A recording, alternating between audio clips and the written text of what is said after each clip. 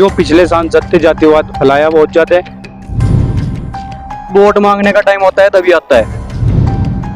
इतनी भागीदारी, इतनी हिस्सेदारी।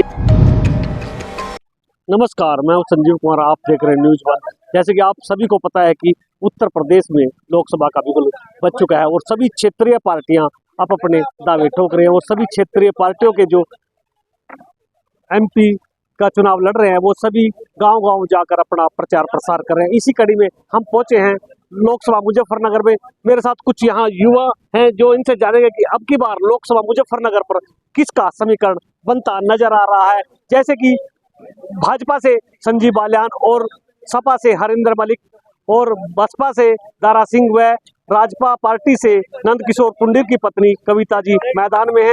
इसी बात पर चर्चा करते हैं इन लोगों से कि अब की बार मुजफ्फरनगर लोकसभा पे किसका समीकरण बनता नजर आया। आपका नाम?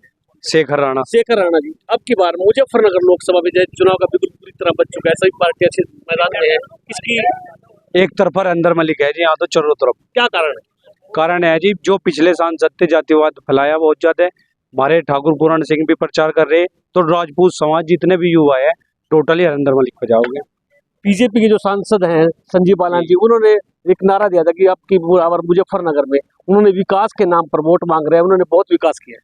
विकास शायद मतलब मंत्री जी का वीडियो में या मोबाइल में जब तो दर्शन हो गया, अखबारों में फेस टू फेस ऐसे हो, बस झुककर रैली में चले जाना मोदी जी की, ऐसे दर्शन हो रहे हैं। आज तक नहीं आए 5 साल तक। आपका नाम? सचिन कुमार। सचिन कुमार जी, अब की बार मुजफ्फरनगर लोकसभा किसका समीकरण बनता नजर आ रहा है? देखो जी, समीकरण तो ऐसी बात है जी, हरिंदर मलिक को देंगे वैसे तो वोट, क्योंकि संजीव बालियान ने जितने भी काम कराए वो सारे फ्रॉड थे आज तक। जैसे कि यहाँ पे आया, वो जितने बार आया इलेक्शन के टाइम पे ही आता है, वैसे तो कोई जो आता नहीं है वो बाद में ना किसी को पूछने के लिए आता है, ना देखने के लिए आता है, ना कुछ ऐसा कोई विचार नहीं है उसके। जब वोट मांगने का टाइम होता है तभी आता है। राजपूत समाज में इतना विरोध क्यों नजर आ रहा है? राजपूत समाज में इसलिए है विरोध क्योंकि आपके राजपूत समाज को टिकट नहीं मिली। सब जो टिकटें हैं वो या तो जाट में बांट दी गई है या फिर गुज्जर में, इसलिए जिन्हें मिली उन्हें सबको टिकट के दे के बस हरा दिया उनको, कहने के भैया कि इनको टिकट नहीं मिलेगी। इसलिए कि राजपूत समाज में इतना विरोध है उस चीज का। आपका नाम? ये तो मुजफ्फरनगर में लोकसभा चुनाव में सभी पार्टी मैदान में है और सभी पार्टियां अपने आप को जिताओ में मान रही है। अब की बार मुजफ्फरनगर लोकसभा किसका समीकरण बनता है? हमारा तो पंकज मलिक का है। क्या कारण है? कारण ये है सर, ठीक कार्य उनका सभी कुछ ठीक है। पंकज मलिक तो मैदान में है, उनके पापा जी है जो हरिंदर मलिक वो मैदान में है। जी जी उनका है सर। आपका नाम? ये सूरज पाल। सूरज पाल, अब की बार मुजफ्फरनगर लोकसभा में किसका समीकरण बन रहा है? पंकज मलिक की जाए। पंकज मलिक तो मैदान में ही है। हरिंदर मलिक की जाए। आपका नाम? राहुल ठाकुर। राहुल ठाकुर जी, अब की बार मुजफ्फरनगर लोकसभा में किसका समीकरण बनता नजर? पेवर साइकिल जी, एक तरफा साइकिल चलेगी। क्या कारण है साइकिल चलने? एक तो राजपूत समाज की भाजपा ने अनदेखी करी तीनों सीटों पे। हमारी राजपूत बाहुल्य सीट है, सहारनपुर, मुजफ्फरनगर, मेरठ, किसी ठाकुर को दरकिनार कर दिया गया। हमारे 2 लीडर थे, ठाकुर संगीत सोम, सुरेश राणा, दोनों में से किसी एक का भी टिकट नहीं दिया। जी हम राजनीति में ही नहीं रहने, जितनी भागीदारी इतनी हिस्सेदारी। हमारी तो हिस्सेदारी ही खत्म कर दी भाजपा ने। इतनी भाजपा से इतनी नाराजगी क्यों है? पूरे उत्तर प्रदेश में केवल 2 ठाकुरों के टिकट है। ठाकुर एक किस्म से भाजपा का एक वोट बैंक मानना जाता। क्या ठाकुरों के बट में पूरे उत्तर प्रदेश में 2 ही टिकट आए? तो विरोध जताएंगे तो आगे हमारी अनदेखी नहीं होनी, इसलिए समाजवादी पार्टी जी। ये देख रहे मेरे साथ और भी बहुत युवा हैं, इनसे जानते हैं कि अब की बार लोकसभा चुनाव में किसका समीकरण बनता नजर आ रहा है। आपका नाम? उमर है जी मेरा। उमर जी, आप अब की बार लोकसभा मुजफ्फरनगर में किसका समीकरण बनता नजर आ रहा है? पंकज। क्या कारण है? बहुत कारण क्या जी, हम तो उन बढ़िया आदमी हैं सब, क्या वो नहीं देखना चाहेंगे जी।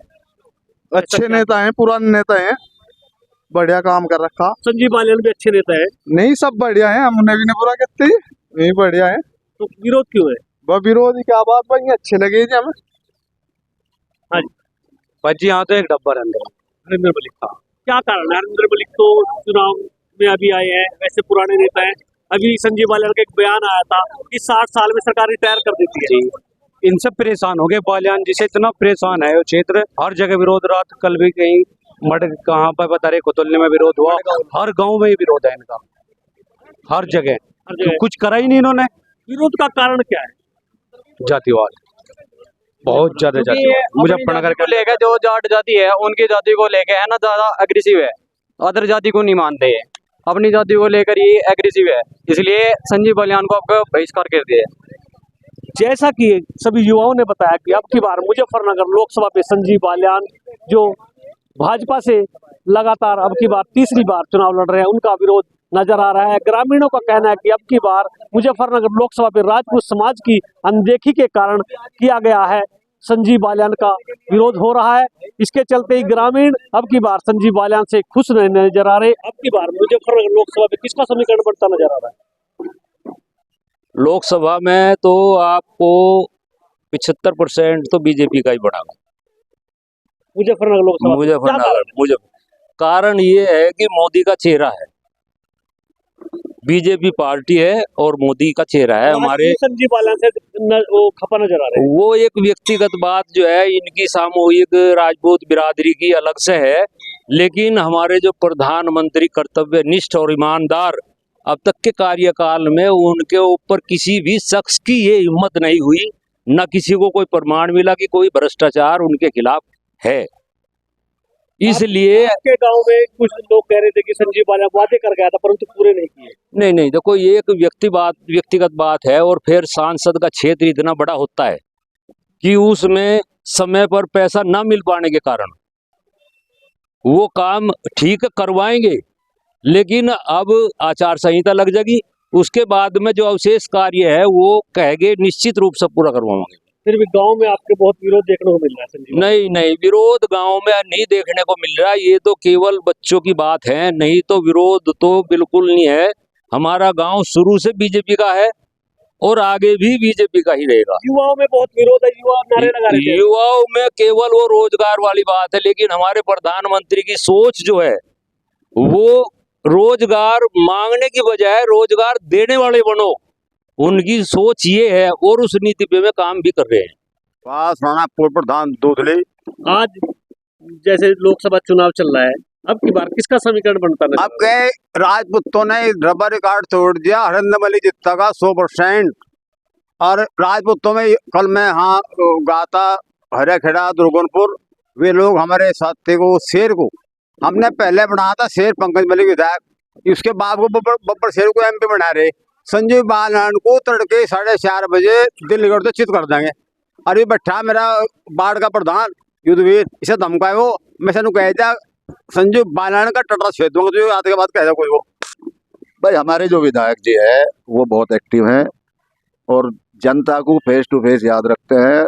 कोई भी उनके पास काम लेके जाता है तो उनके काम को मना नहीं करते, उनके साथ खड़े हो जाते हैं। 4 दिन पहले आप बीजेपी का गुणगान कर रहे थे। नहीं, वो सांसद की बात थी, ये विधायक जी की बात है। हम विधायक जी के प्रोग्राम में आए और हम विधायक जी से संतुष्ट हैं, विधायक जी से खुश हैं।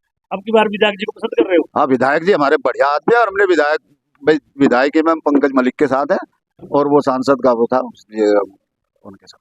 नहीं, क्या पंकज मलिक के जो पंकज मलिक युवा विधायक हैं, जो फादर है आपके लोकसभा चुनाव लड़े। भाई हमने कभी उनके साथ ना तो कभी उनके पास गए, ना ही उनकी छवि हमने देखी, तो इसलिए हम अभी देखा कि 4 दिन पहले आप बीजेपी के नहीं, बीजेपी के पक्ष में सांसद के चुनाव में बीजेपी के पक्ष में, लेकिन विधायक के साथ विधायक के उसमें विधायक पंकज मलिक अपने सहयोगी कपिल राणा के साथ संजीव कुमार, न्यूज़ 1 चरथावल।